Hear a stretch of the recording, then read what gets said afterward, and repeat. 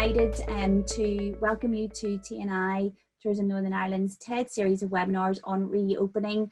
I'm very excited to have Sharon Scott with us this morning, who is going to lead the presentation today.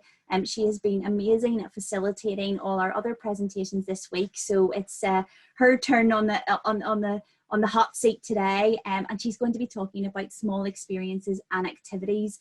The format will be very similar to some of the other webinars that we posted this week, in that Sharon will go through and do a presentation, but do feel free to send questions through in chat throughout the presentation, and we will have a Q&A session after Sharon is finished, and she'll be able to answer your questions. So without further ado, Sharon, I'm going to hand over to you, and you can tell us all about what's happening in the small experiences and activities sectors. Thank you very much.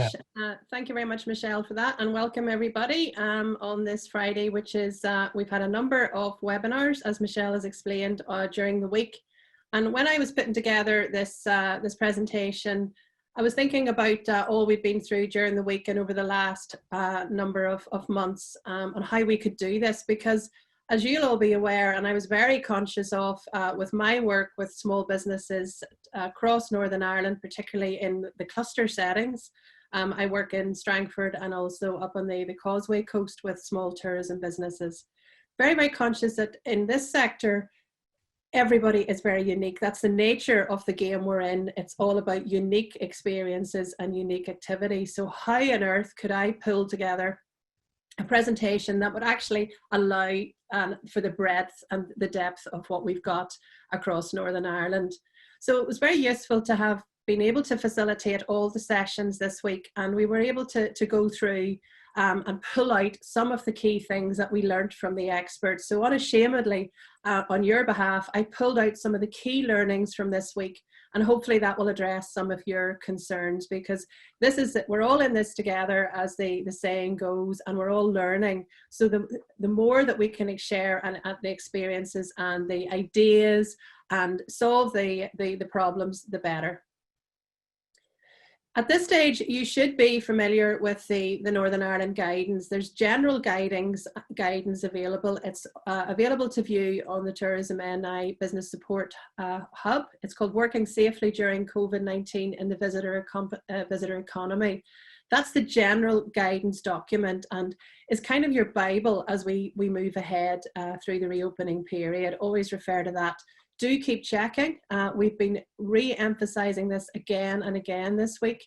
Guidance is changing almost daily, so we have to keep you up to speed with the changes as they come down the line. The main guidance document is accompanied by two specific guidance documents around hospitality and also around tourist accommodation as well. If those two areas are part of your experience or your activity, do check out those specific ones. So how do you use the Northern Ireland guidance? How do you start to look at all the information that's coming your way, and how on earth do you sift through this? So my sort of checklist around this is to read the Northern Ireland, the general guidance first of all, then start to drill down into sector specific guidance. I've talked about the two main ones on the Northern Ireland site, and there will be a wealth of information around trade bodies, trade unions, guidance, anything to do with employer. If you've got staff involved, there will be a wealth of information, and we'll show you as we go through the presentation some key documents that may be of use. So start to drill down quite quickly into relevant information. We'll talk a bit in the presentation about the risk assessments. There's some of the references we're just flashing up here around public health. Outdoor activity is a useful one, and you'll hear some reference to that in our interview with one of the experience providers in outdoor activities. Hospitality, there's a lot around food and drink that we're coming together with. Hospitality Ulster, who we did a live webinar with Colin Neal yesterday, had lots of practical tips on if food and drink is part of your offer, and we'll touch briefly on that through the presentation. We'll also maybe look at the big issue. Hot topic of the week was definitely around toilet facilities, and there's a checklist that Hospitality Ulster put together which sort of summarizes all this. This will all be available to you after the presentation, any of these references. So risk assessment is got to be key. You'll have heard this, no doubt, through your planning sessions. It is the vitally important document. We ran a specific section on this on Tuesday. It's available to record. That is flashing up there, a risk assessment template. It's the HSE one, which is a very good general template to look at. And if you're not down the line with this, certainly look at that as a way to structure your framework, and we'll talk about this. You'll need operating procedures for lots of things to guide your staff and your customers. You'll have to produce checklists, such as we've shown for cleaning and hygiene routines, and we'll talk about that in a little more detail. And most important, it's about publicising and communicating what you're doing to keep your customers safe and how you're protecting your staff and indeed yourself. Thank you.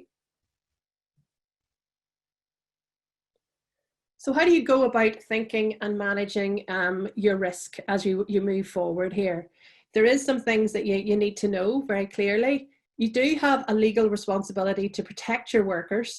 This is both employees and any volunteers that you have, as well as those all-important customers. So there's a lot of things to think about.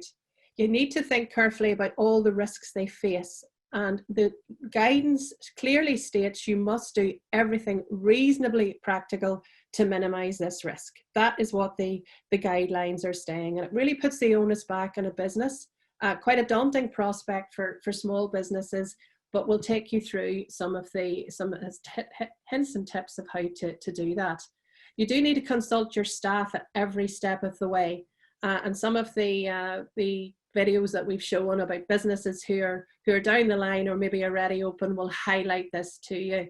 It's really about creating a collaboration, trust, joint problem solving culture within your business over the next number of weeks, building on what you've already been working on. Do consult and work with your local council, your environmental health office, if that's appropriate to your line of businesses, or any other of the enforcement bodies of relevance to your specific sector. We do have to aim, as I reiterate and will stress this most importantly, we need to reduce risk to the lowest reasonably practical level by taking preventative measures in order of priority. That sounds, it's a bit of a mouthful, it comes from the guidance, but that is basically, in very simple terms, it's about you showing very clearly to customers, to your staff, that you are taking every reasonable practical action that you can.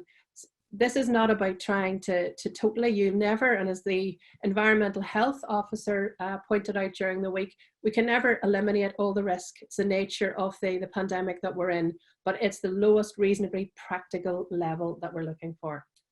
This is taken from the risk assessment webinar, and it was very, very useful for the participants of that webinar to see it just broken down into sections. Think about it in sections.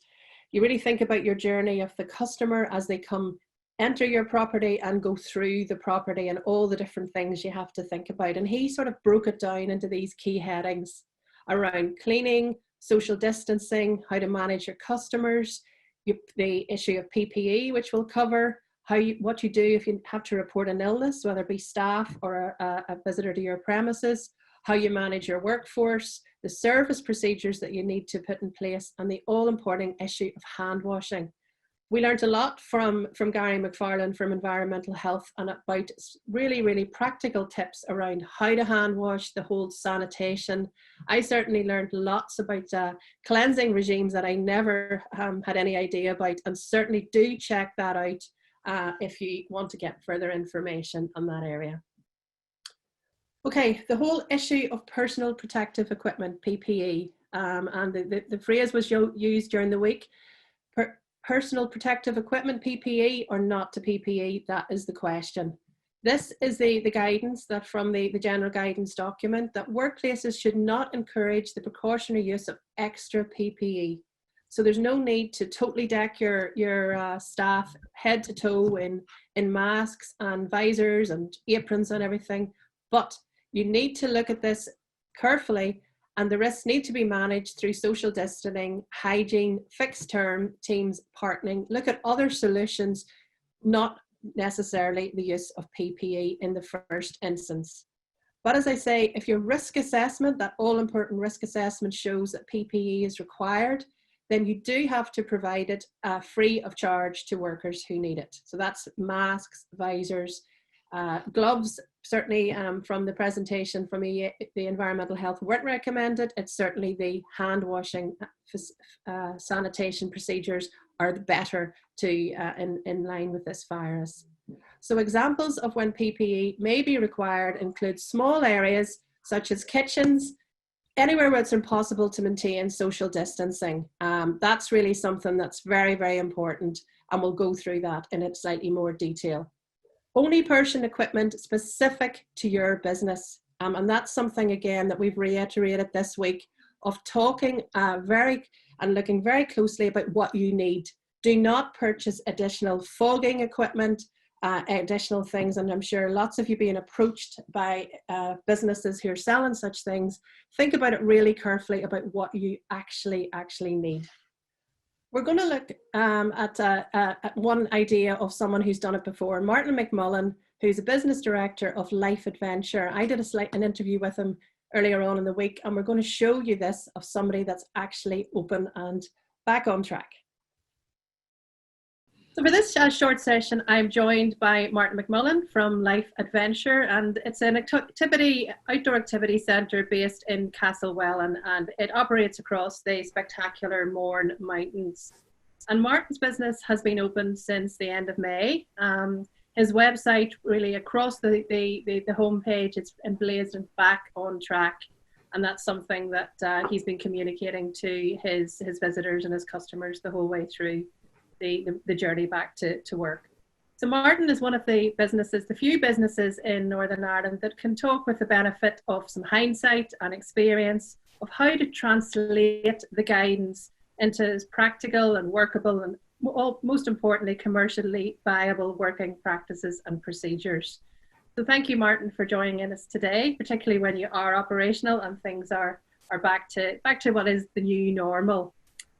So I'm going to talk you through your journey back to reopening. And well, first of all, we'll pick up on the type of guidance, the guidance that you were able to use back when you were planning, and how practically workable was this for you and your particular business? I suppose from very early in the stages of lockdown, we had started to look at recovery and what was going to be required to get open again at some stage, because we knew we had to do something, we had to take action at some point, and we would be coming back. So we started to look at what advice was available as we progressed through. So also trying to get a little bit of a grasp on what the challenges were, and then tie that up with what advice existed. When we started to look in detail at it in early May, we had a reasonable understanding of the risks posed by COVID, but there was still a great lack of guidance from government as to what we should be doing in terms of reopening.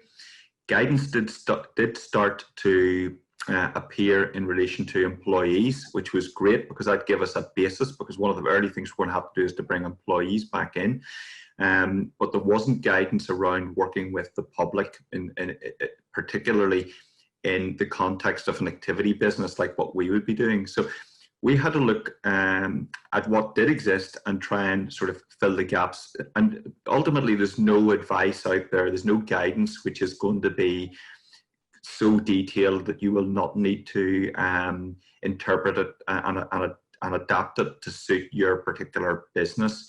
So we started to do that, and in mid-May, the UK government issued some guidance specific for sports facilities, and then it evolved to develop and include sports coaching, and that was the most specific advice or guidance that had been provided up to that date, which related to our industry. We were able to use that.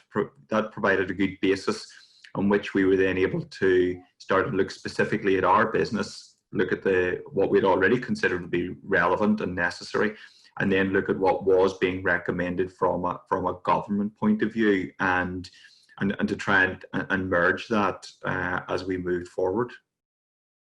Okay, so you were able just to adapt and apply it practically to your particular business, and that's something that's coming through in relation to all the risk assessments through the webinars throughout the week, that it's really down to taking what guidance is available and then turning it around to how it works for your business particular. So knowing your own business inside out is key.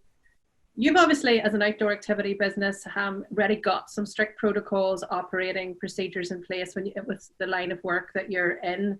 And how did this make your reopening any easier in what is the new normal? It was, yeah, given the very nature of the industry, we're very used to risk assessing and applying relevant measures to reduce or mitigate against risk. So we have the process in place. We were just adding a new form of hazard into that. So that was lucky for us in a sense. But also, because of the nature of the industry that we're in, we also already have quite tight procedures in place. Even in the most basic processes, the procedures are still quite tight and have to be, because everything that we do can have a safety implication for the customer. And so we were able to take all of that, look at our existing processes, and then just add the COVID hazard into that process, and then just adapt what we currently do, which was actually quite little in a sense. A lot of what we already do was, for want of a better term, was COVID friendly. So we just had to almost top and tail that,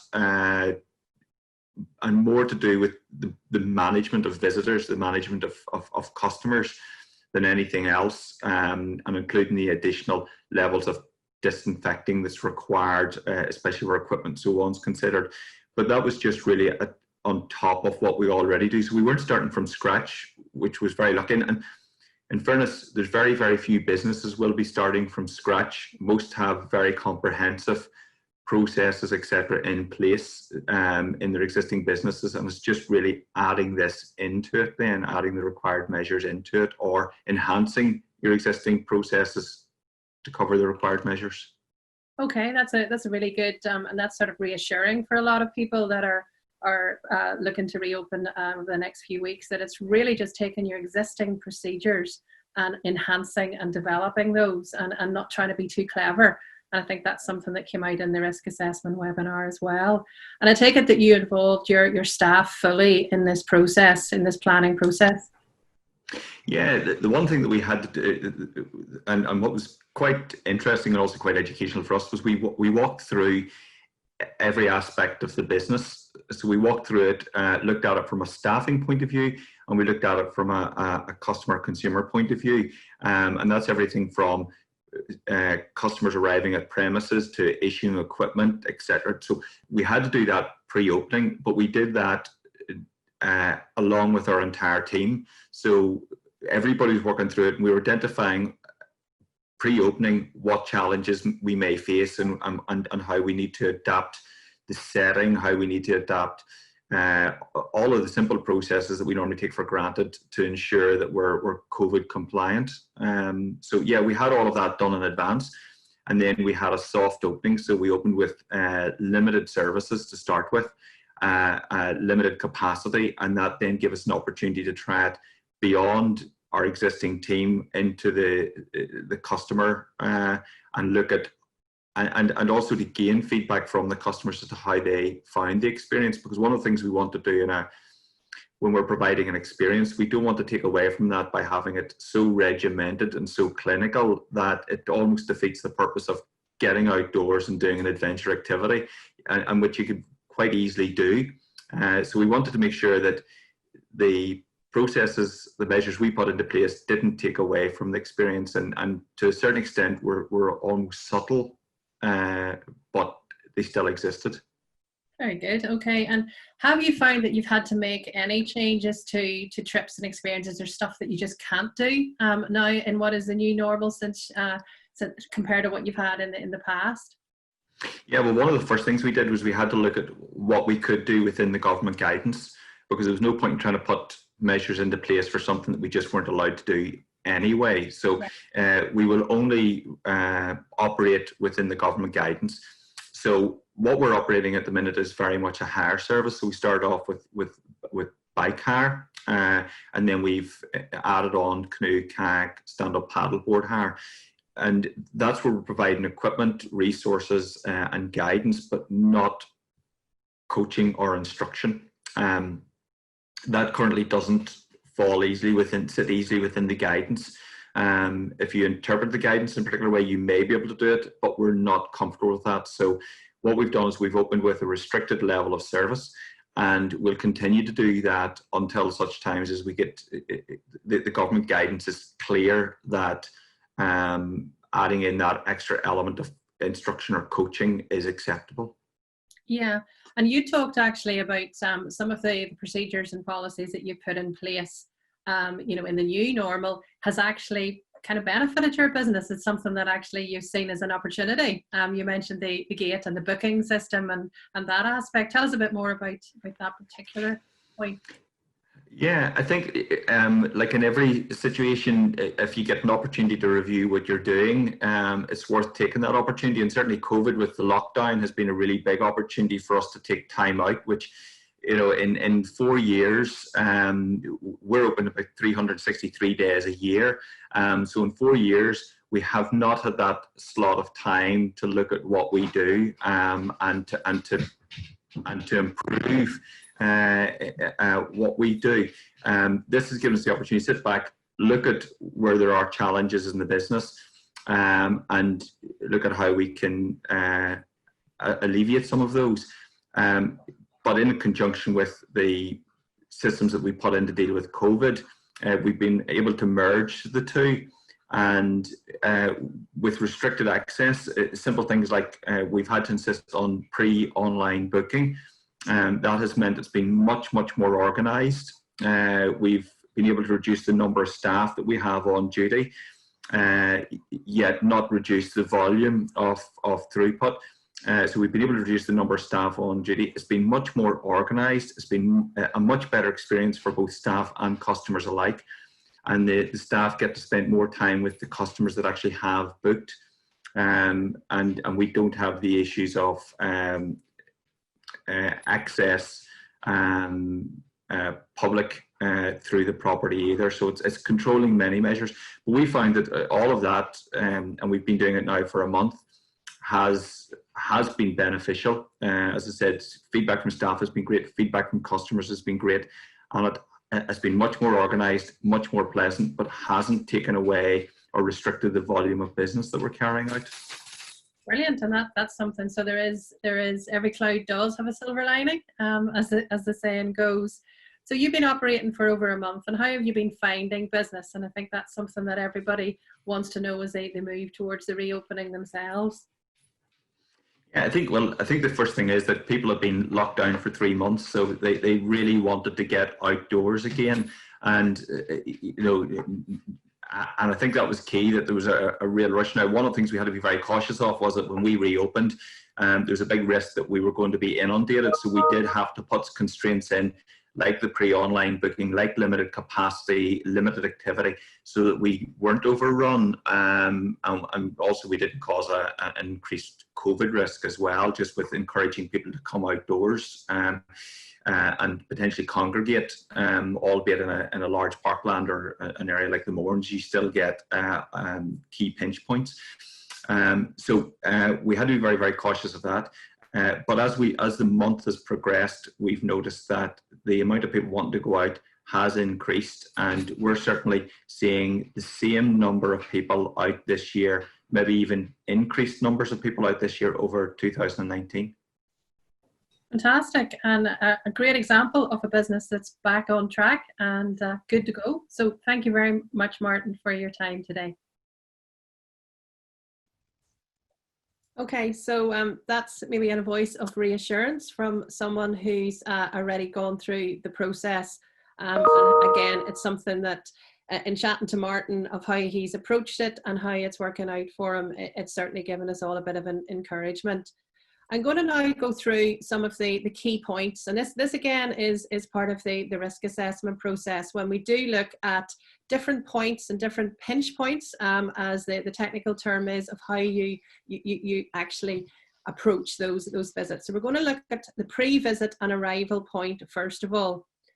A lot of businesses, as Martin has alluded to in his presentation, are talking about booking online where possible, prepayment, reducing the need for cash, reducing the need for any paperwork, to ease that process through. So that's something that you need to look at within your own business. Communicate to your visitors, to your customers, what is expected when they do arrive and what has changed if it's maybe visitors who are well used to coming to your particular business on a regular basis. So that's something that's done via email, via a personal phone call. Communication is certainly key. Do look at your arrival times and try and stagger them where possible, make them pre-arranged. This has certainly benefited Martin's business, as you've heard, and has actually allowed for staff reduction in this particular area, and has actually led to a better business model for him. Look at your physical distance markers. If you need to operate a queuing system within the guidelines, and always have hand sanitizer on arrival. Again, the issue of hand washing versus and cleansing, a normal hand wash versus sanitizer, was discussed at length. Sanitizer obviously reduces the need for any need for paper towels or drying facilities, so is a good, that alcohol-based sanitizer on arrival, which we're all used to seeing in shops and supermarkets. Certainly the meet and greet is still vitally important, perhaps more so now, given clear instructions and directions on what to expect. This is something that will put your customer at ease. Just remember, for them, it's not just a new normal for us. It's certainly, they may be a bit nervous, and to really just greet them on arrival and explain what will happen. This will be very, very useful and put everybody at ease. Cleaning procedures. We will be cleaning and cleaning and cleaning again over the next few weeks, and that is vitally important. And we took some great tips from the small accommodation sector and the experts in this field. And their advice was declutter, remove any non-essential items immediately, take those out, make them available on request if you feel that that's part of your customer experience, but this will reduce your cleansing regime and make life a bit easier for you. So paperwork, magazines, books, anything that's just non-essential, take it away, because if it is there, it will have to be thoroughly sanitized and cleaned at every opportunity. So this was a key, very practical point. Household cleansing products are adequate in most cases. There's no need to go out and invest in industrial specialized equipment or cleansing procedures. If you look at the risk assessment webinar, there was a great feature on the whole cleaning procedure and how this particular virus reacts to different cleansing products. And he gave quite a lot of detail on how we used the use of the domestics, the percentage of the alcohol content, those sorts of things. And he did give a very useful checklist, which is downloadable and can be provided at the end of the presentation as well. I would really encourage you to look at this, as it gives very practical help. You need to keep review your cleaning and sanitizing procedures with your staff.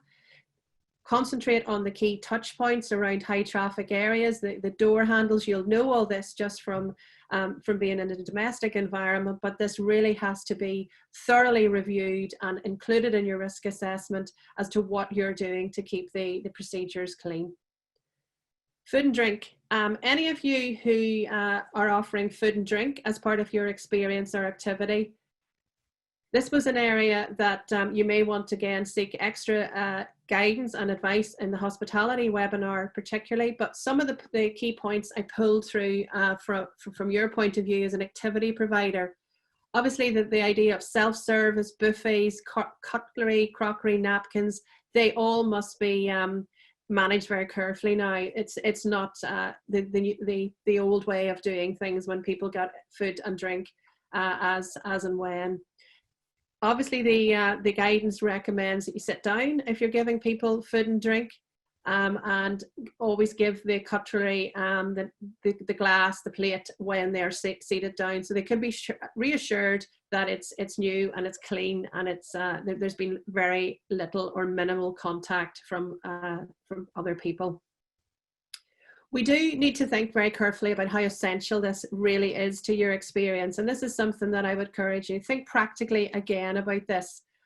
For those of you who are involved in food tours, tastings, that is part of your experience. Obviously, that's a different matter and will have to be handled as part of your risk assessment procedure.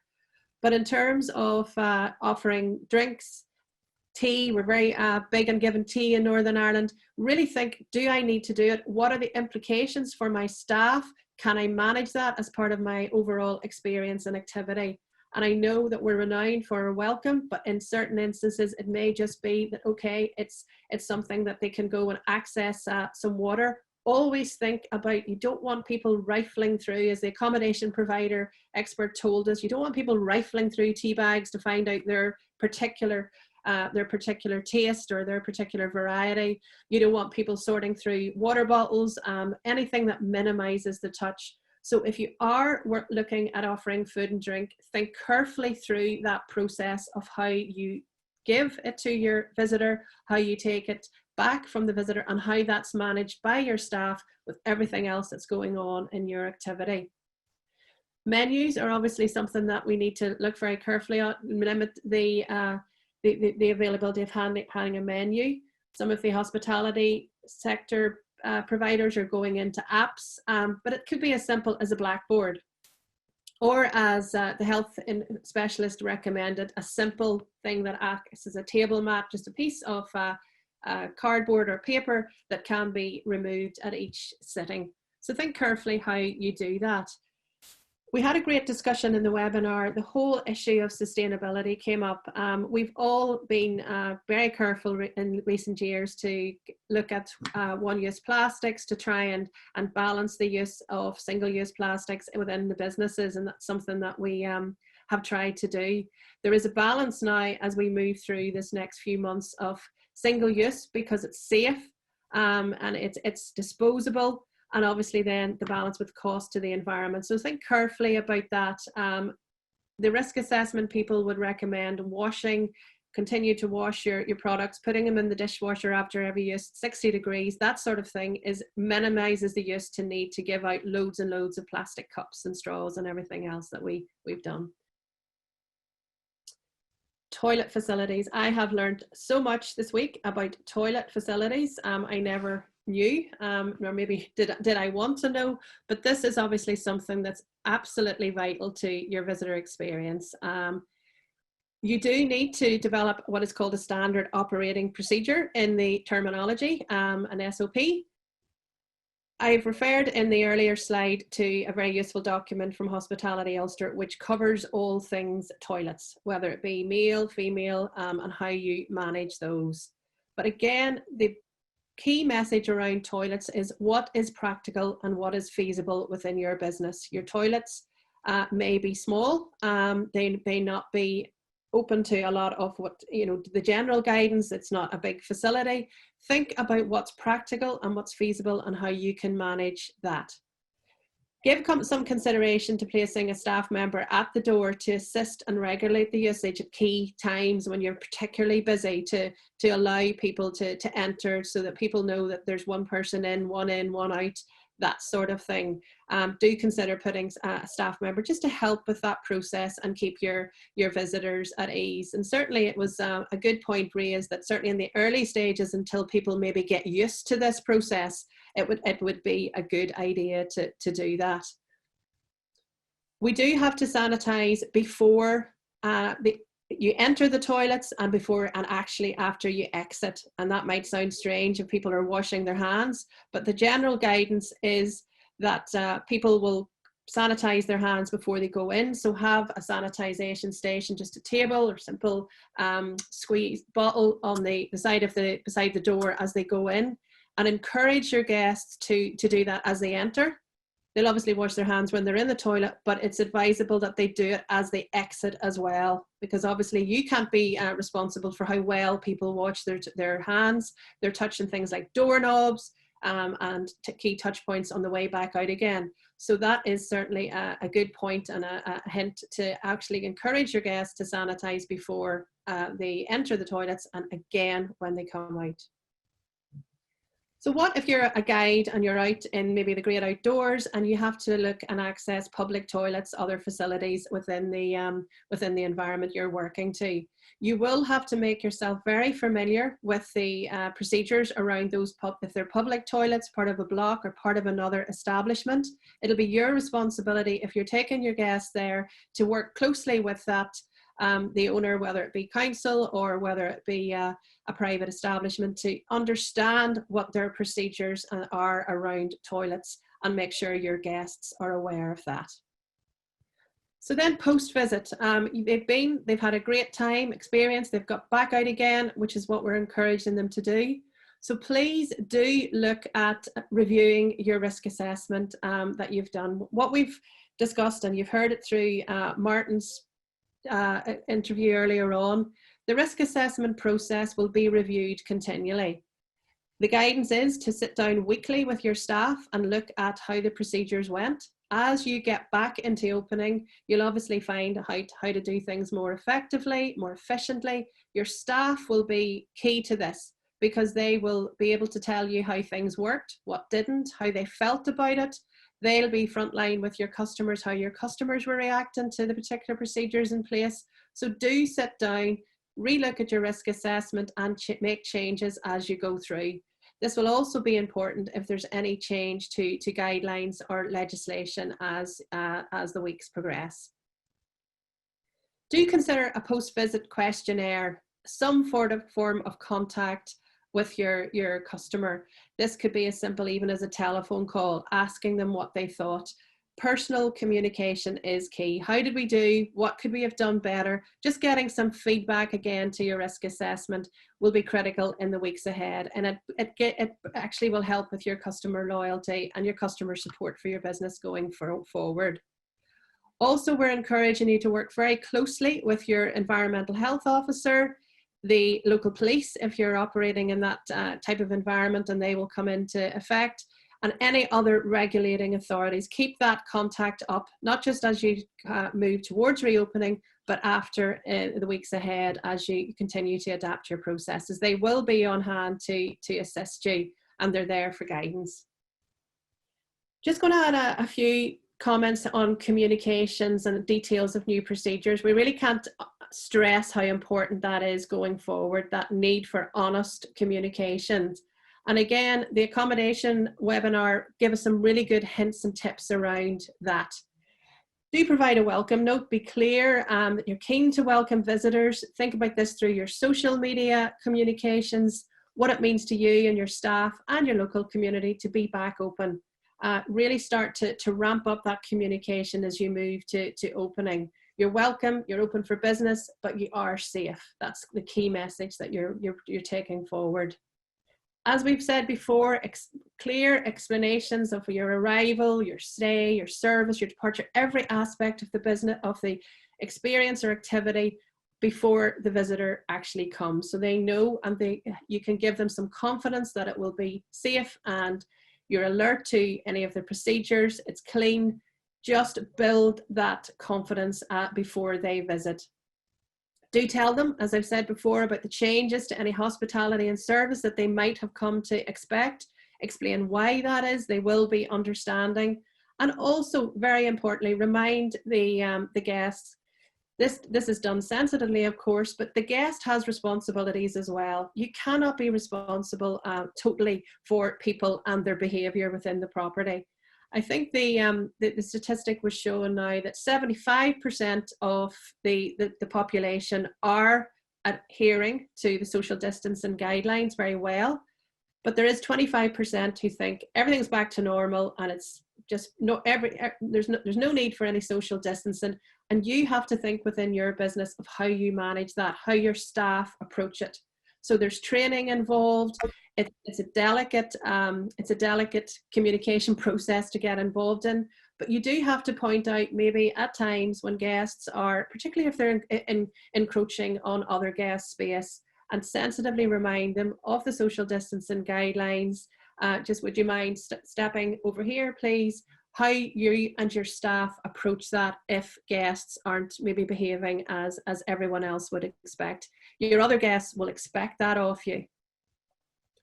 So again, think about your communication systems before you get into the whole crazy opening situation when everything's busy, how you're going to engage with visitors. Think about your procedures, who's doing what and when, whether it's direct mail, social media. Also just think of your demographics of your customer. If you have older customers, will they be picking up on social media? Will they just prefer a simple phone call? So think carefully about your guests and their particular needs around communication, and really work with your staff and delegate that to staff who communicates with who, to make sure everybody has that personal experience and is assured of your safe environment. I've seen some great videos over the last while where people have little shots of the walkthrough of what's happening in their particular property, just simply with an iPhone. It's easily done. Nobody expects BBC quality at this stage. A walk through the customer journey and posting on that on social media is a great tip to carry out. I'm going to show you some ideas too of where businesses have taken this. We all know and have learned more about the risk assessment process, and you may want to put that and embed that in your website if you so wish. But some of the businesses have taken a slightly different approach to this, a more sort of personable and a better way of communicating. This was one example. It's from Link's House. It's a 5-star guest house in Scotland, and they've called it the integrity statement. And they have talked about it, and it's based on the risk assessment, but it's actually presented in a much more personable and more human way. It's about welcoming you back, you know, things like what we're doing differently, looking after your team, just a simple, it's quite short statement on their sites and you can go and check out how they've handled this on the website link is below. You know, what we ask of you, I guess, again, reminding guests and customers about their responsibilities. Be considerate to fellow guests. Each person's idea of risk is different. Use hand sanitizers, check your emails, those sorts of things. And the pre-arrival, the food, all the things that we've talked about are detailed on what's called their integrity statement. Bringing this closer to home, this is a large venue. It's actually Titanic Centre in Belfast. They've called it a confidence charter. Again, a similar take on the one before, our commitment to you. And you may not be able to see the detail on the screen, but I would encourage you to go onto their website and have a look. It's, again, very sociable way of approaching this whole idea of pointing out how you plan your arrival, how they're dealing with the whole safety and how the staff will react with you and how your experience will evolve. Confidence Charter, our commitment to you. It's a very good example of one that's in use in Northern Ireland. So this was taken from the webinar. Victoria Williams, who's an expert in large venues and attractions, ran a webinar on Wednesday, which you may want to check. And I've taken some of her slides because even though she's operating with some of the biggest worldwide venues, you know, she gave us examples from Disney, from across the world. It was all down to that need to humanize your approach. So that is something, whether you're big, small, it's all about the human and the personable contact, even more so now going back into reopening, and it's more important than ever. Perception is reality. You've got one chance, as she said, to actually get the visitor, because as we all know, across your different types of businesses, word of mouth will be hugely important. If people start see a safe environment, it's welcome, it's really good to go, then that will be communicated far and wide. Never mind when we get into the whole social media environment. So it's really, really important to get this bit right. As she reiterated, there was no second chances in this. The collaboration and communication was key.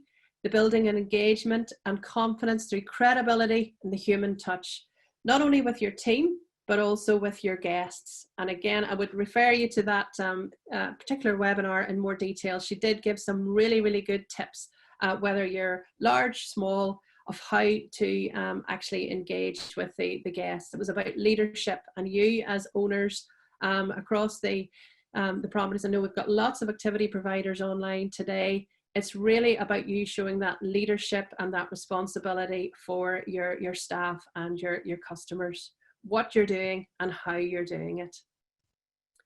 She also talked in some depth about the whole planning and the whole effect on your business going forward, the commercial implications and the all-important business sustainability of what you're doing in the next few months. We all know that there's going to be cost implications to all this. There's need to plan to mitigate the negative impact, but how does that affect such things as your payroll? What effect will training provide? There's a lot of free training available across Northern Ireland at the minute, but what additional training provision do you want to make, and what will that cost? We've reiterated the need to be careful around the idea of equipment and cleaning procedures. Think carefully on the impact on your bottom line of introducing too much too soon. You know, we've all heard the stories of people with the 2-meter signage and how that's changed now. So really think carefully of what's right for your business.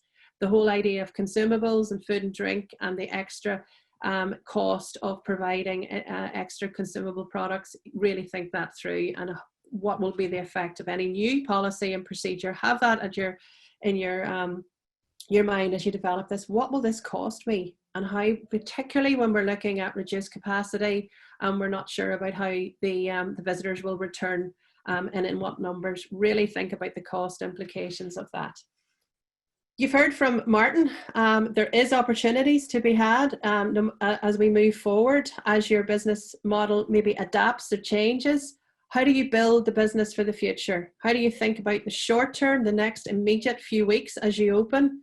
How you move to a medium or a longer term? How will your business model now have to adapt and change? We've heard a lot about the change in the visitors, really focusing now on the domestic strategy. We'll be running a webinar on how to attract the domestic market on Tuesday if you're interested. And that's something that we'll have to take a shift. That will affect your whole business strategy and your model of working, where your visitors are now coming from. We've learned a lot through clustering about the benefits of working together, of learning from others. I know the guys that I'm working with are the WhatsApp groups, the messages and pinging about how are you dealing with this? Have you heard from this guy who's trying to sell me a fogging machine? Do I need it?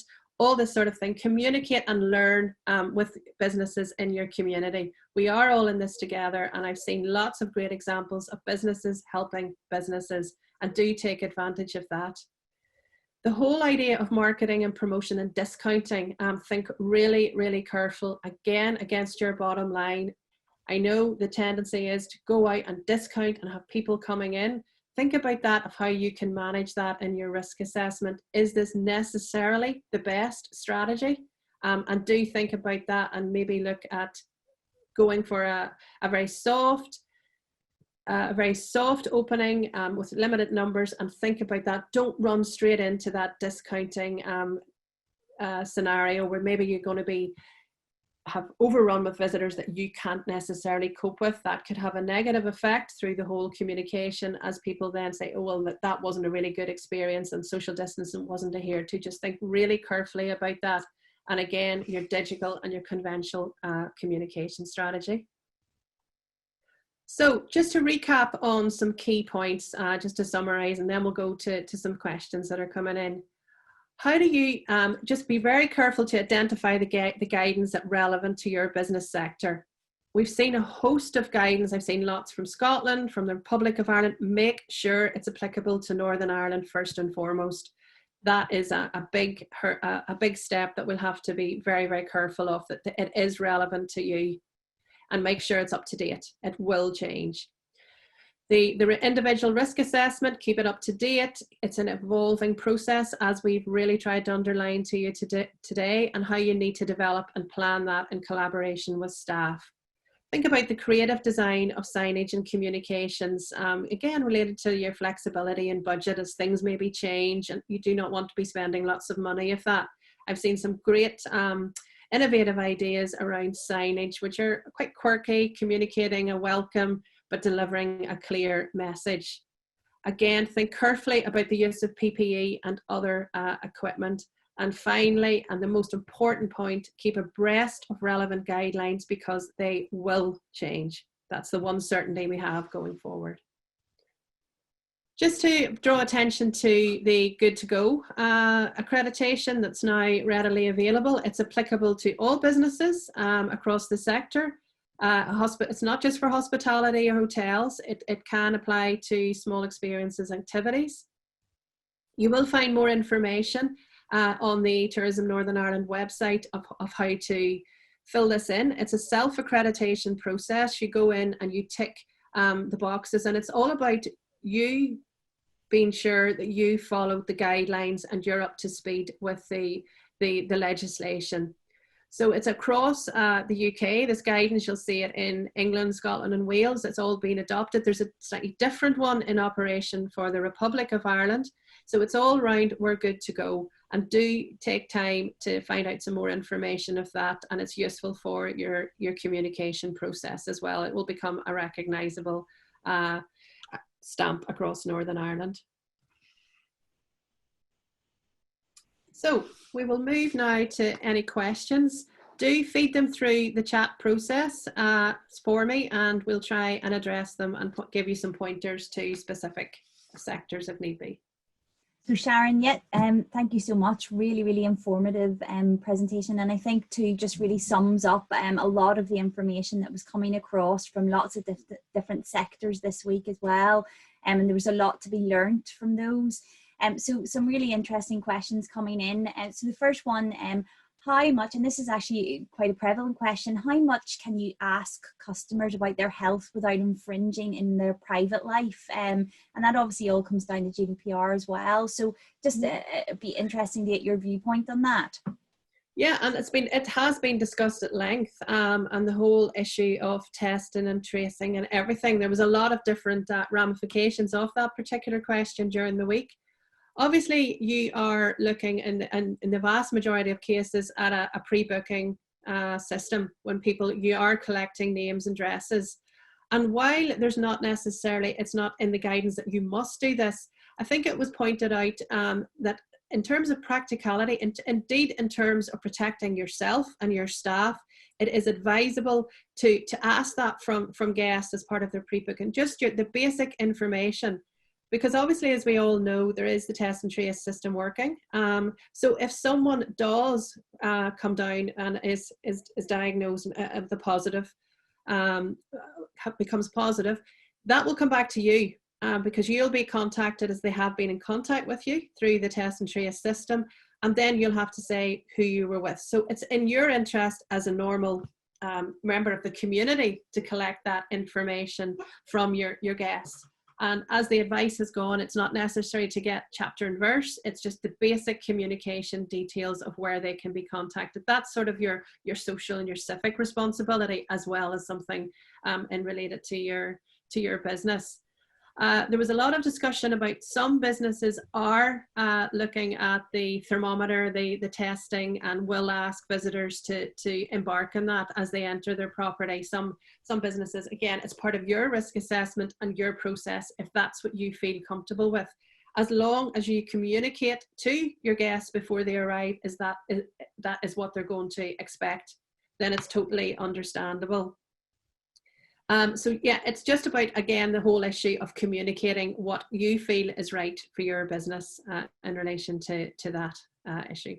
Yeah, and I think you're right. What's really, really coming through just from, as you say, chatting to everybody and the questions coming in is that back to that element of communication, not only with the guests and your customers, but also your staff as well, and really engaging them in the process and getting their feedback is really, really, really important because they're probably your best sources of information right at this minute. And I know you touched on that a lot throughout the presentation, so it really is key. So just another question coming in about outdoor activities. So are there guidelines or practical experience on how to use changing facilities? So can it be indoors? Will social distancing measures and one-way systems prevent this?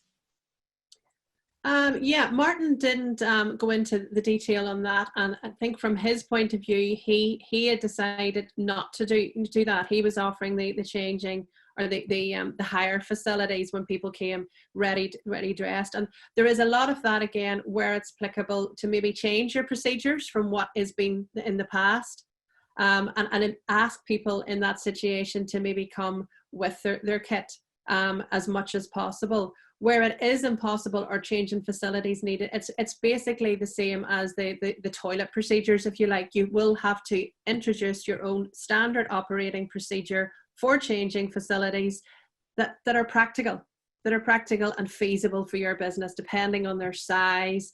You know, is it one in, one out, or is it a group? Is it a family group or a bubble at one time?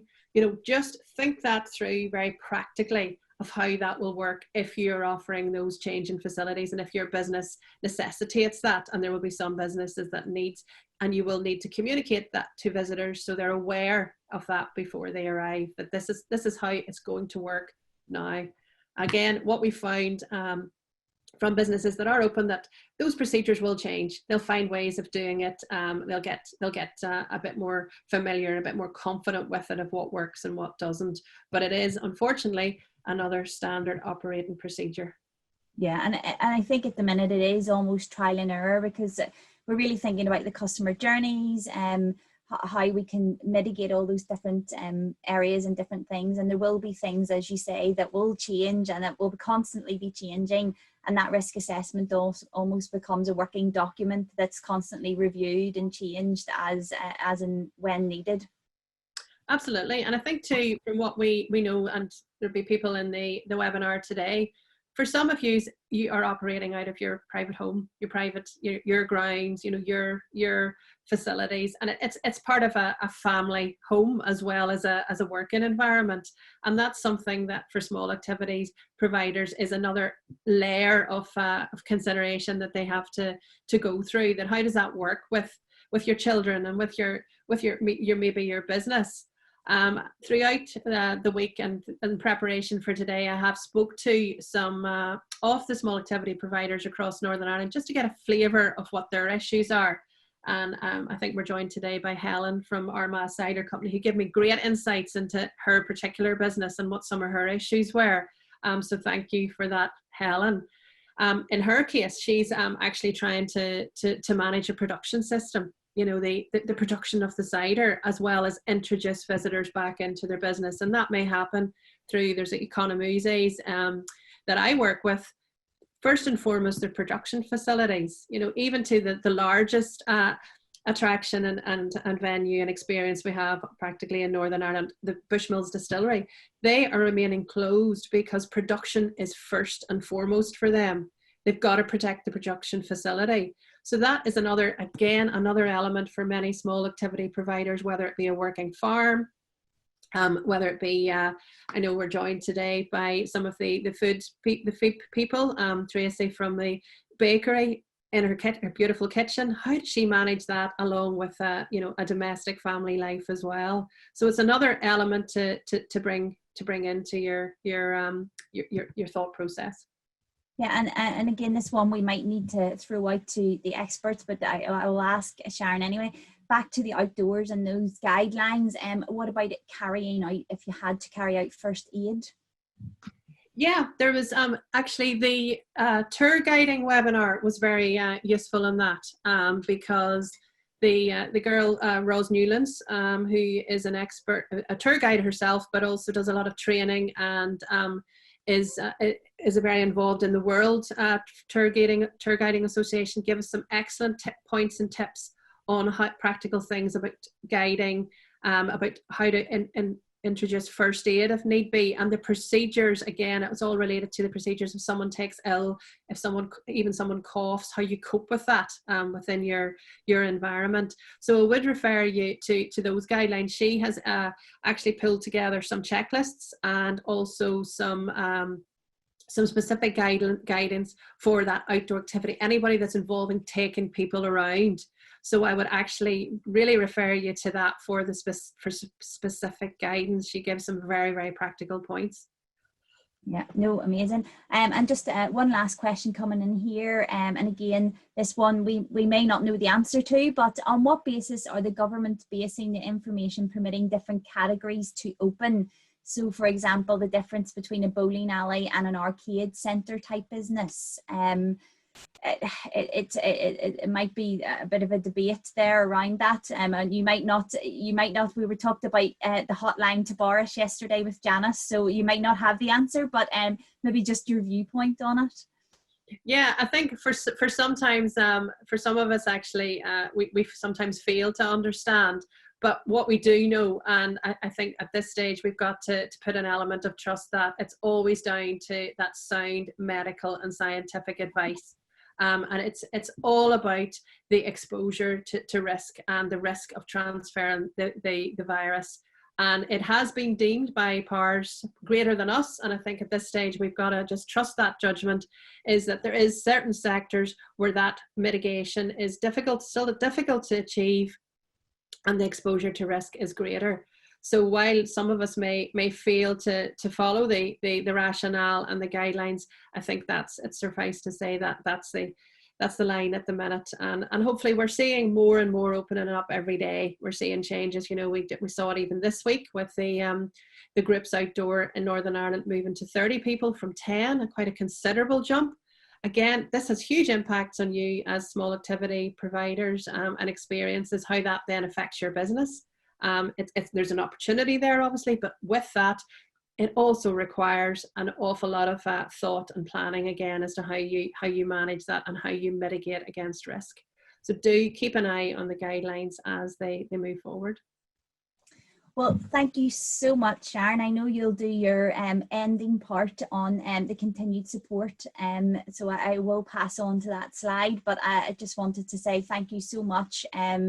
You've been an absolute amazing wealth of knowledge, and also for the facilitation throughout the week. It's been really, really fantastic. But we won't forget, Gary, on Monday we do have another one webinar Monday, all around the topic of insurance. So do feel free to sign up for that as well. But I will pass over to you, Sharon, for your last slide, and thank you so much. Okay, thank you, Michelle. So you're not going to be left on your own going forward. There is a number of continued support avenues for you to check out over the next few weeks. The main one, and perhaps the most immediate one for many of you, will be the dedicated Tourism Northern Ireland COVID-19 Business Support Helpline. You will have been familiar with this support line over the whole period at the beginning of the lockdown, when it was really geared towards helping you access grants and loans and information about the furlough scheme, etc. It's going to change focus now. It's going to move to helping you navigate the reopening period. There'll be a number of people on the line. The operators will address your question. Behind those operators sits a whole wealth of experts, because we know at this stage the guidelines are changing and that you need to be able to access proper, credible expertise in certain elements, whether that be through insurance, whether that be through health and safety, through the environmental health officers, whatever it is, needs that specific support. So where they can't answer directly, they will take your question and actually take that back to the expert concerned. They have made a pledge to return your answer within 24 hours. I know from experience that that is much shortened, and they're coming back really, really quickly to any of the calls coming through. So those lines are open Monday to Friday, 10 to 5. A really, really good, useful resource for particularly small activities and experiences with the very unique nature of their particular business. You also have the Tourism Northern Ireland COVID-19 support, the web hub. Many of you again will have been familiar with this. This now will host all the relevant guidance. There will be the recorded versions of all the webinars that we've run this week to watch at your own leisure. Any questions, any other information that's been given out during the week will be available through that covid19.tourismni.com, a very, very useful and active and live resource for everyone over the next few weeks. The webinars that we've ran around accommodation, hospitality, tour guiding, there's been 7 or 8, and as Michelle has said, a specific one on insurance, and that whole very, very important aspect coming on Monday. plenty of best practice, plenty of hints and tips of how to do it in a practical manner, and again the question and answer sessions which you can look at your leisure.